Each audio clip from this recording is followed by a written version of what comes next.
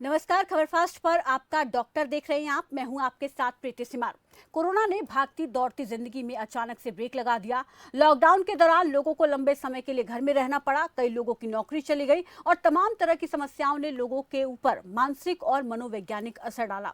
भले ही अब जिंदगी एक बार फिर से पटरी पर लौट रही है, लेकिन आज भी ऐसे बहुत से लोग हैं जो आज भी इन तमाम समस्याओं से प्रभावित हैं।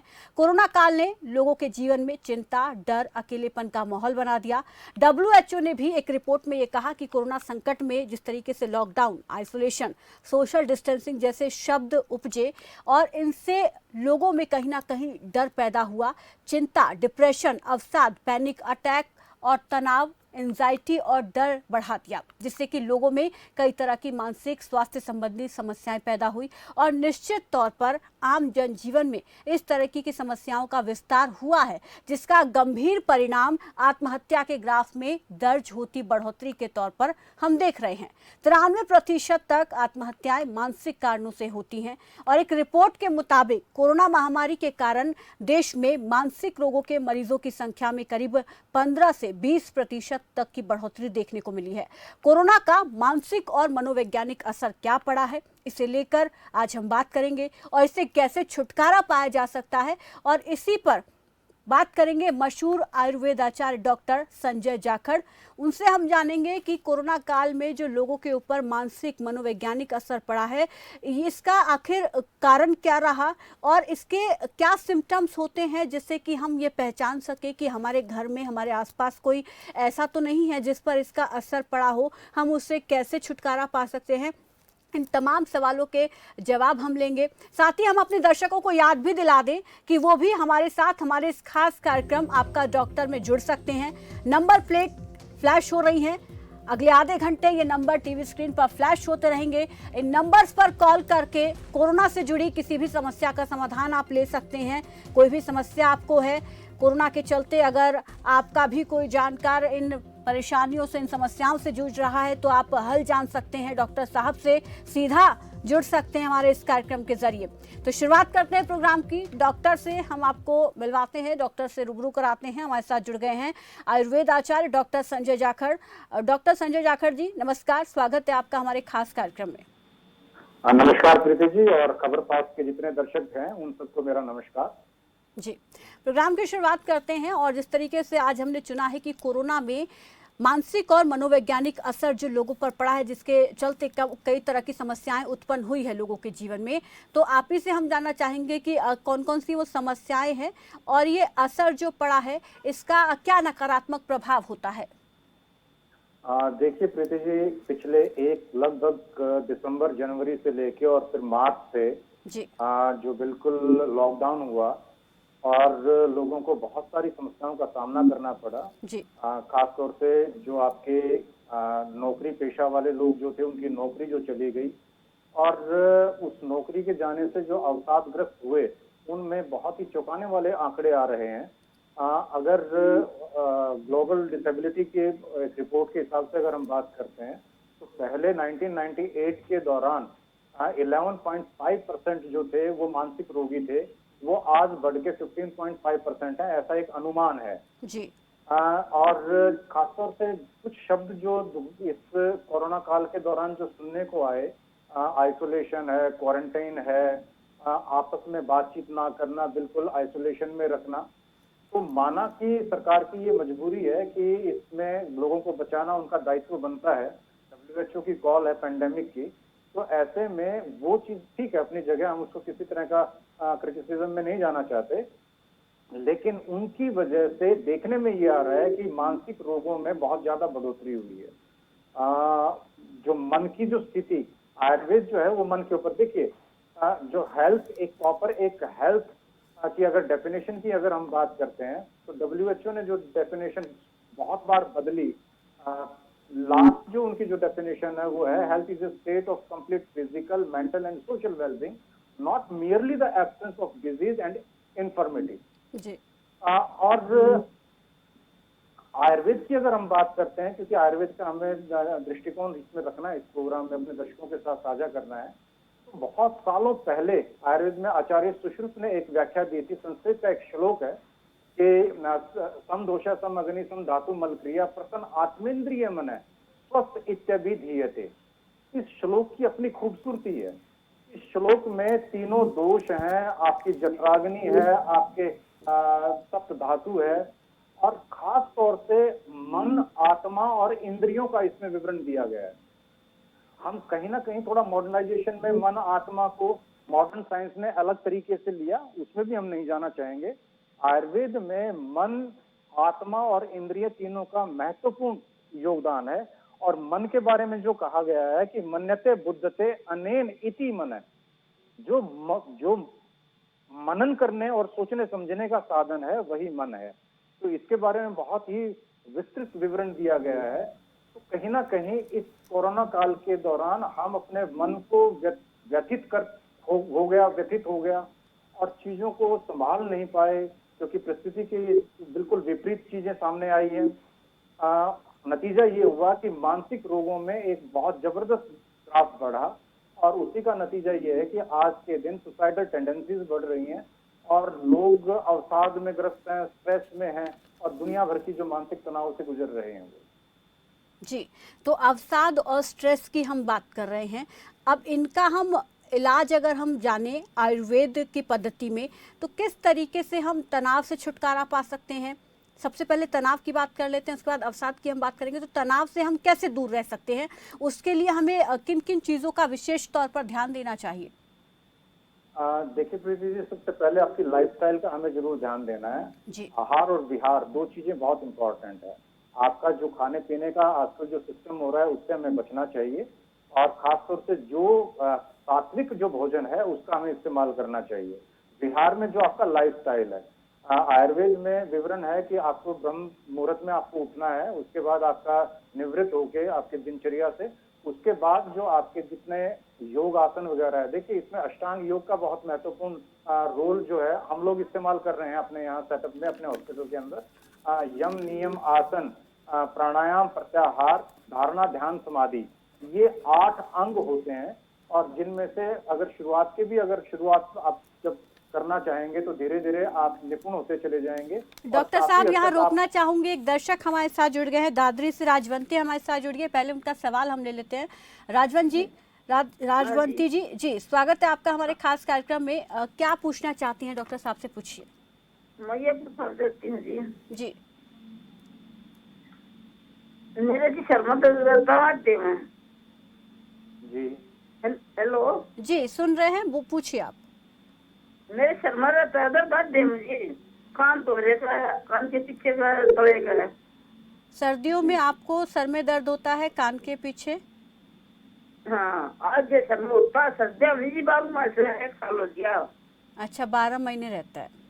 हाँ। डॉक्टर और साहब, जी आपकी उम्र कितनी है जी? राजवंती जी क्या उम्र है आपकी? मेरी उम्र है जी 65 साल। कितना, एक बार दोबारा से दोहराइए।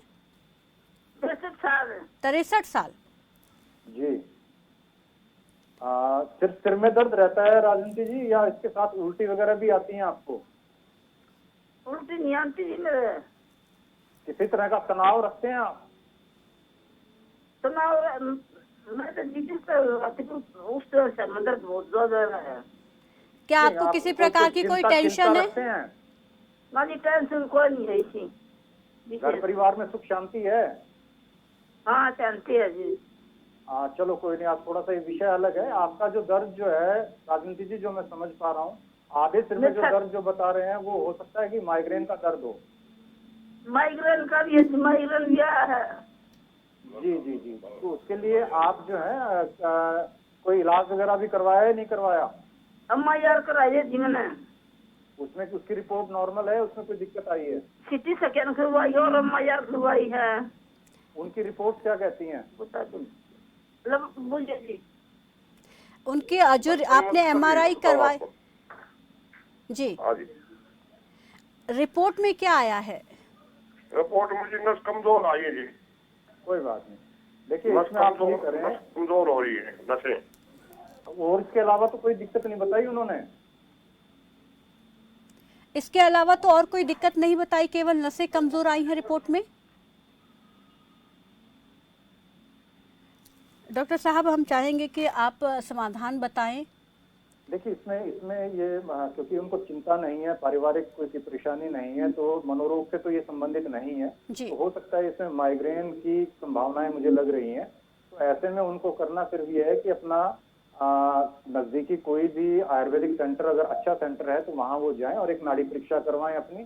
क्योंकि अमूमन क्या होता है कि पित्तज प्रवृत्ति होती है ऐसे लोगों की, जिसकी वजह से दर्द आता है। आयुर्वेद के दृष्टिकोण की अगर मैं बात करता हूँ तो आप शामक जो है औषधियों का इस्तेमाल करेंगे और मुझे लगता है कि इसमें इनको फायदा मिलेगा। तो जो वो बता रही है कि नसें कमजोर हो गई हैं, तो क्या आयुर्वेद में इसका भी इलाज है कि इनको बेहतर किया जा सके, कमजोर ना हो ये? बिल्कुल, अश्वगंधा अश्वगंधा इसका बेहतरीन एक औषधि है। जी। ब्रह्मी है, जटामासी है, शंखपुष्पी है। ये कुछ ऐसी दवाइयां हैं जो कि डॉक्टर की ही देख रेख में और उनकी एडवाइस से ही लेनी। ये मैं अपने सभी दर्शकों के साथ कहना चाहूंगा कि ये नहीं कि आप अपने अपने हिसाब से आप चलें, क्योंकि बहुत सारी चीजें एग्जामिन करनी पड़ती हैं, देखनी पड़ती हैं और उसके बाद ही तय होता है। क्योंकि देखिए, दो तरीके से इलाज होता है, एक होता है संशोधन और एक होता है संशमन चिकित्सा। संशोधन में प्योरीफाई करना होता है, खासतौर से इस तरह के जो केसेस में शिरोधारा बहुत बढ़िया है, शिरोबत्ती, दो प्रोसीजर्स होते हैं पंचकर्म के अंदर, जिनका इस्तेमाल करने से बहुत बेहतरीन रिजल्ट मिल सकते हैं। ये तो है संशोधन चिकित्सा का के अंतर्गत। और संशमन चिकित्सा के अंदर आप बहुत सारी मेडिसिन हैं, उनका हम इस्तेमाल कर सकते हैं, लेकिन वो मरीज को देखने के बाद, उसकी नाड़ी परीक्षा करने के बाद, सारी चीजें एनालाइज करने के बाद ही औषधि का ड्रग ऑफ चॉइस जिसको हम कहते हैं वो निर्धारण किया जाता है और उसके बाद वो लेंगे तो निसंदेह इनको फायदा मिलेगा। जी, शुक्रिया राजवंती जी फ़ोन करने के लिए। अगर आपको एलोपैथी दवाइयाँ नहीं सूट कर रही हैं तो आयुर्वेदिक दवाइयों का भी आप एक बार इस्तेमाल करके देख सकती हैं, अगर आपको आराम लगे तो। और दर्शकों से भी हम अपील करना चाहेंगे कि अगर मनोवैज्ञानिक या मानसिक कोई भी परेशानी उनको है तो वो भी फ़ोन करके इस समस्या का समाधान पूछ सकते हैं। डॉक्टर साहब, आप व्यायाम की बात कर रहे थे, किस तरीके से हम तनाव से दूर रह सकते हैं, हम चाहेंगे कि दर्शकों को बताएं। देखिए, आप रूटीन में अपना रूटीन जरूर आप बनाएं। जितनी भी नकारात्मक सोच जो है उससे आपको दूर रहना है। हमारे जो जीवन शैली के अंदर लैपटॉप और स्मार्टफोन बहुत ज्यादा घुस चुके हैं, मैं ये कहना चाहूंगा। उसका सबसे पहली मेरी राय ये है कि उसको निर्धारित समय पे ही आप इस्तेमाल करें। जी। क्योंकि नई जो जितने भी रिसर्च जो आ रही है और जितना भी इसके ऊपर वर्क जो हुआ है, उसमें ये देखने को मिला है कि इस तरह खासतौर से इन गैजेट्स का जो इस्तेमाल जो किया जा रहा है उसकी वजह से भी लोग तनावग्रस्त हो रहे हैं और साइकोलॉजिकल डिसऑर्डर्स का सामना करना पड़ रहा है। तो आपको ये तय खुद करना है कि आप इन चीजों को कितना इस्तेमाल करना चाहते हैं। देखिए, इसका यूज भी हो सकता है और इसका मिसयूज भी हो सकता है, तो तय आपको करना है कि यूज करना है या मिसयूज करना है, पहली बात। दूसरी जो चीज जो है कि आपके जीवन शैली के अंदर व्यायाम जो है, योग, खासतौर से योग और प्राणायाम, जो मेडिटेशन जो है, ये तीन चीजें जरूर शामिल करें आप। योग से आप शारीरिक रूप से, मेडिटेशन से आप मानसिक रूप से अपने आप को न केवल मजबूत कर सकते हैं और खासतौर से इस तरह के जो चैलेंजेस जो हैं उसके लिए आप शारीरिक और मानसिक रूप से अपने आप को तैयार भी कर पाते हैं। कोविड में सबसे बड़ी समस्या कहाँ आई कि हम इतने लंबे समय तक जो घरों के अंदर जो कैद रहे, उसके फायदे भी मिले, नुकसान भी मिले। तो नुकसान सबसे बड़ा ये रहा कि आपने जीवन जो नीरस जो महसूस किया, उसकी वजह से ही मानसिक तनाव बढ़े। तो ऐसे में जिन लोगों ने निरंतर व्यायाम किया, निरंतर मेडिटेशन किया और इस टाइम का सदुपयोग किया, अपने परिवार के साथ जो इस भागा दौड़ी जिंदगी के अंदर जो समय नहीं मिलता था, उस समय का उन्होंने इस्तेमाल किया, तो वो लोग स्वस्थ हैं। लेकिन जिन लोगों ने नकारात्मकता हावी की, नेगेटिव थॉट्स हावी किए, उन लोगों को इसमें और ज्यादा चैलेंजेस का सामना करना पड़ा।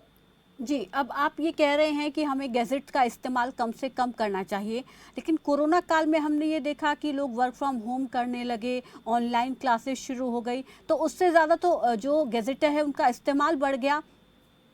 देखिए, मजबूरी थी, जो सरकार को भी ये कहना पड़ा कि आप सारे वर्क फ्रॉम होम करो, लेकिन हमें ये भी तो देखना पड़ेगा उस घर से काम करने के बाद शारीरिक नुकसान क्या मिले। वो भी तो एक it's a matter of investigation कि भाई हम उन चीजों को इस हद तक ना करें जिससे कि हम शरीर ही खत्म कर बैठे, या शरीर के इतने सारे रोग ले बैठे कि आगे हम अपने काम भी ना कर पाए। तो इस चीज को एक तय तो हमें करना पड़ेगा। इसके लिए मैं सुझाव सिर्फ देना चाहूंगा अपने दर्शकों को जी। कि आधा पौना घंटा अगर आप काम करते हैं तो 5 से 7 मिनट का ब्रेक करें। ये जितनी भी इंडस्ट्रीज हैं या खासतौर से मल्टीनेशनल कंपनीज हैं, उन लोगों में मेरे अपने कुछ पेशेंट्स ऐसे रहे हैं जिसमें कि अगर आपका सुबह 10 बजे से लेकर शाम के 7 बजे तक उनकी वर्किंग थी, लेकिन वर्क फ्रॉम होम होने के बाद तो वो 11-11, 12-12 बजे तक टारगेट पूरा करने में लगे रहते हैं। तो नतीजा ये रहा कि उनके नुकसान और बढ़े। टेनिस एल्बो, इसके अलावा आपके साइकोजेनिक डिसऑर्डर्स, आपके और जो एक तरह से बिल्कुल विरक्त इसके होना, नुकसान काफी ज्यादा देखने को बहुत मिले। ज्यादा मिले। बिल्कुल तो बिल्कुल, हम- यहाँ पर एक हम इन दर्शक चीजों को और जी इग्नोर नहीं कर सकते हम इस चीज बिल्कुल। को। डॉक्टर साहब, यहाँ पर एक दर्शक और हमारे साथ जुड़ गए हैं, दिल्ली से हिमांशु दुबे जुड़ गए हैं। हिमांशु जी, स्वागत है आपका हमारे प्रोग्राम में। क्या समस्या है, पूछिए अपना सवाल। नमस्कार जी। जी नमस्कार, पूछिए अपना सवाल। जी डॉक्टर साहब, मैं ये पूछना चाहता हूँ, सर मैं इतना काम वर्क करने के बाद भी थक भी जाती है बॉडी, बट रात को जैसे ही बिस्तर पकड़ता हूँ सर नींद नहीं आती मुझे। जी, नहीं, काम आपका नेचर ऑफ वर्क कैसा है? सर वर्क तो हमारा हार्ड वर्क है और थोड़ा जो बहुत जो पेपर वर्क होता है, पेपर वर्क भी है हमारा। सारा आपका कंप्यूटर अगर लैपटॉप पे दो ही काम तीन है? दिन भी होते हैं, बिजी भी रहते हैं, उसके बाद भी सर नींद सोते हैं, आती है नींद 2 घंटे 3 घंटे 4 घंटे से ज्यादा नहीं सो पाते। उम्र कितनी है सर आपकी? सर उम्र मेरी अभी 25 साल है, ज्यादा भी नहीं है। 25 साल। किसी तरह की कोई एडिक्शन तो नहीं है आपको? नहीं सर, कुछ भी ड्रिंक वगैरह, स्मोकिंग वगैरह? सर तो कितने टाइम से आपको दिक्कत चल रही है? सर ये मेरे को प्रॉब्लम होगी 2-2.5 साल हो चुके हैं सर। 2-2.5। कोई रूटीन इन्वेस्टिगेशन करवाई है आपने? गया था, हॉस्पिटल गया था, उन्होंने तो मेडिसिन लिखी थी ज्यादातर नींद की। उन्होंने कहा कि आपको प्रॉब्लम है, तो नींद के लिए उन्होंने मेडिसिन लिख दी, बट वो सर मैं मेडिसिन भी असर नहीं करती है कुछ। वो नहीं, आदत तो नहीं बन चुकी उन नींद की दवाइयों? क्योंकि मॉडर्न मेडिसिन में सबसे बड़ी मैंने दिक्कत है कि कुछ समय अगर खा लेते हैं खासतौर से नींद के लिए तो उनकी आदत बन जाती है। नहीं तो सर, ऐसे में मैंने फिर तो उनको short term छुड़वाना के भी लिए बहुत बड़ा वो चैलेंज medicine रहता है। वैसे तो कोई आदत तो नहीं है आपको? नहीं सर, आदत कोई नहीं है मेरे को। मैं शॉर्ट टर्म के लिए, बहुत शॉर्ट टर्म के लिए मैंने वो मेडिसिन ली थी, बट मेरे को जब असर नहीं हुआ तो मैंने बंद कर दी। जी, देखिए, आपको सिर्फ एक तो ये करना है कि रूटीन इन्वेस्टिगेशन आप जरूर करवाएं, क्योंकि 25 साल की आपकी उम्र है और 25 साल की उम्र में नींद ना आना, इंसोम्निया की बीमारी जो होना, ये अच्छी बात नहीं है। तो ऐसे में मेरी राय आपसे ये है कि एक बार रूटीन जो इन्वेस्टिगेशन होती है वो एक बार आप जरूर करवाएं, जिसमें प्रोफाइल टेस्ट हो जाते हैं आजकल, तो सस्ते भी पड़ते हैं। तो उसमें आपका जो कंप्लीट सीबीसी है, आपका लीवर फंक्शन टेस्ट है, किडनी फंक्शन टेस्ट है, उसका मकसद सिर्फ विटामिन डी आजकल बहुत कम मिल रहा है, विटामिन B12 बहुत कम मिल रहा है। तो एक बार मेरी राय ये है कि हम ये रूल्ड आउट करें, उनमें से अगर कोई कमी अगर मिलती है तो उसको चेक किया जाए। और दूसरा, आप के लिए मैं राय दूंगा कि आप शिरोधारा आप इस्तेमाल करवाएं। जो भी नजदीक है आपके, जो अच्छे सेंटर, पंचकर्म सेंटर हैं, तो शिरोधारा के बहुत बेहतरीन रिजल्ट आपको मिलेंगे। वो ना केवल आपको मानसिक तनाव को दूर करेंगे, अपितु आपके जो नींद की जो समस्या है, बहुत रिलैक्स फील करेंगे। ऐसा पेशेंट के रिव्यूज और पेशेंट जब बता के जाते हैं तो मैं उसके बिहाफ के ऊपर आपसे ये कह रहा हूँ, शिरोधारा आप इस्तेमाल करें। और कुछ दवाइयाँ, देखिए टीवी के माध्यम से तो दवाइयाँ हम नहीं बता सकते क्योंकि उसके लिए तो प्रॉपर प्रोटोकॉल होता है, लेकिन कुछ दवाइयाँ ऐसी आती हैं, जैसे अश्वगंधा आप इस्तेमाल कर सकते हैं। अश्वजीत के नाम से आता है, जिसमें अश्वगंधा और शिलाजीत दोनों चीजें हैं। तो नजदीक जो भी डॉक्टर हैं आप उनसे भी एक बार कंसल्ट करें। तो मुझे उम्मीद है कि आपकी ये समस्या जो है ये खत्म हो जाएगी। शुक्रिया हिमांशु फ़ोन करने के लिए। तो डॉक्टर साहब, यहाँ पर हम अवसाद की भी अब बात कर लेते हैं। तनाव के आपने बताया कि किस तरीके से हमें अपने लाइफस्टाइल को चेंज करना चाहिए ताकि हम तनाव से दूर हो सकें। अवसाद से कैसे छुटकारा पा सकते हैं, और साथ ही साथ यहाँ पर एक और अहम सवाल ये कि क्या जो मानसिक तौर पर कोई व्यक्ति परेशान हो तो क्या पैनिक अटैक आने की भी संभावना होती है? जी बिल्कुल, अगर हम इन कुछ लक्षण हैं, जैसे अकेलापन, बात ना करने का मन करना, छोटी छोटी बातों से विचलित हो जाना, आपको गुस्सा आना, यानी कि जो आपका एक नेचुरल जो बिहेवियर होना है उससे उलट अगर चीजें अगर आती हैं, काम, क्रोध, लोभ, मोह, द्वेष, ईर्ष्या, ये कुछ चीजें आयुर्वेद में कही गई हैं। तो ऐसे में अगर आपको छोटी छोटी बातों के ऊपर महसूस होना शुरू हो जाए, आपको लगे कि किसी भी हल्की बात हुई और उसके बाद रोना आना महसूस होना, तो ये सारे के सारे लक्षण ऐसे हैं जो कि आपको मानसिक तनाव की तरफ और मानसिक बीमारियों की तरफ लेके जाते हैं। अगर दिक्कत कहाँ आती है, जब हम इन चीजों को इग्नोर करते हैं। आज भी हमारी सोसाइटी में लोग बात करना पसंद नहीं करते, परिवार के साथ बात करना पसंद नहीं करते, लगता है कि यार मैं क्या कहूंगा, थोड़ा शर्मिंदगी महसूस होती है। तो हमें उस चीज से बाहर निकलना चाहिए। अगर इस तरह के लक्षण आपको अगर नजर आ रहे हैं, नींद ना आना, तो ऐसे में आपके जो भी नजदीक परिवार के सदस्य हैं उनसे आप अपनी बात रखें। देखिए, इसमें सबसे इम्पोर्टेंट है, कहीं ना कहीं कोई ना कोई कारण जरूर मिलेगा। अवसाद के पीछे ये तरीका बिल्कुल ठीक नहीं है कि कोई अपने पेशेंट आया और उसने अपनी ये चीजें बताई, आपने देखा कि हाँ भाई ये एंजाइटी न्यूरोसिस है या डिप्रेशन का शिकार है और आपने दवाइयां शुरू कर दी। मेरा ये मानना है कि ये कोई तरीका ठीक नहीं है।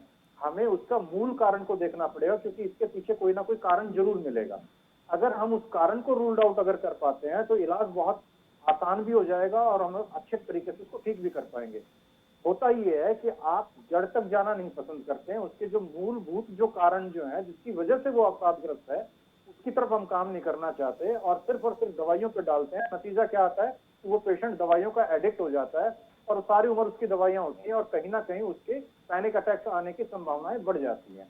तो उसको बहुत फेथ में लेना चाहिए, ये डॉक्टर का भी काम है और काउंसलिंग उसकी बहुत जरूरी है। जी देखिए, काउंसलिंग में मुझे पेशेंट्स में पौना एक घंटा लग जाता है, तब जाके किसी निष्कर्ष पर पहुंच पाते हैं, उसकी कोई चीज मिल पाती है। क्योंकि जब तक वो अपनी सारी बातें हमें बताएगा नहीं, समझ नहीं पाएंगे, तब तक हम उसका रूट कॉज को देख नहीं पाएंगे और जब तक वो रूट कॉज खत्म नहीं होगा तब तक वो ठीक नहीं हो पाएगा। दवाइयां हमेशा सेकेंडरी होती हैं। इनिशियली उसका असली कारण ढूंढना, उसके बाद फिर जो भी संशोधन है या संशमन चिकित्सा, उसमें एक से एक बेहतरीन दवाइयां हैं, उनका हम इस्तेमाल कर सकते हैं। जी, भूल जाना भी क्या इसका एक सिम्टम है? अगर बहुत जल्दी कोई फ्रीक्वेंटली चीज़ करता है, उसको भूल जाता है, रखकर कहीं कुछ भूल जाता है और ये बहुत आम हो जाए, तो क्या ये भी कोई सिम्टम माना जाए? देखिए, इसमें अगर यंग एज में अगर बार बार चीजें आप भूल रहे हैं तो एक समस्या है। उम्र के साथ अगर आप में थोड़ा सा अगर बदलाव अगर आ रहा है तो वो एक नेचुरल प्रोसेस होता है। तो अर्ली अगर 20 साल 22 साल 25 साल की उम्र में चीजें इस कदर भूल जाए आदमी कि उसको ध्यान ही ना रहे, तो उसको जांच करवाने की आवश्यकता है। क्या 30+ के बाद ये समस्या हो तो भी ये आम है या इसको हम गंभीरता से लें? फिर भी मेरी राय ये रहेगी कि एक बार अपना चेकअप जरूर करवा लें। खासतौर से अगर कोई और सिम्टम अगर नहीं है तो कुछ बेहतरीन विकल्प होते हैं। मैंने जैसे अभी कहा, शिरोधारा बहुत बेहतरीन है। जी जी बिल्कुल। यहाँ पर जिस तरीके से और हम तमाम चीज़ों को लेकर बात कर रहे हैं, तो यहाँ पर एक और एंग्जाइटी की अगर हम बात हम करना चाहेंगे, लेकिन समय की कमी है डॉक्टर साहब, इसलिए हम कभी और आपसे जुड़ेंगे तो और जो अहम हैं इससे जुड़ी और भी समस्याएं हैं उनको लेकर हम ज़रूर बात करेंगे। बहुत बहुत शुक्रिया आपका हमारे साथ जुड़ने के लिए, इस तमाम बातचीत के लिए, तमाम जानकारी के लिए। तो उम्मीद करते हैं कि दर्शकों के सवालों का जवाब हम दे पाए हों हमारे इस कार्यक्रम के जरिए। कल फिर हाजिर होंगे नए विषय, नए डॉक्टर के साथ। तब तक के लिए बने रहिए खबरफास्ट के साथ। नमस्कार।